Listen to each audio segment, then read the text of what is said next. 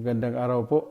Si Bishop Eugene Cañete po ang inyong obispo sa Diocese of Gumaca.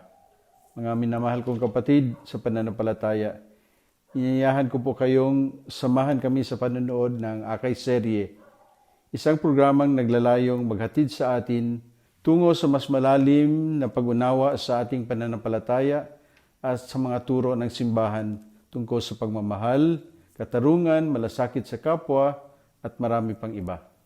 Naway magsilbi itong gabay upang maghikayat tayong isabuhay ang ating pananampalataya sa pamamagitan ng maliliit ngunit makabuluhang pagkilos sa araw-araw.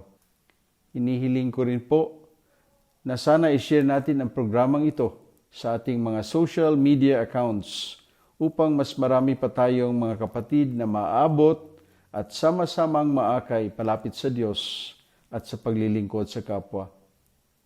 Sama-sama po tayong magnilay, matuto, at kumilos bilang isang simbahang naglalakbay sa pag-asa at pagmamahal. Maraming salamat at pagpalain po kayong lahat.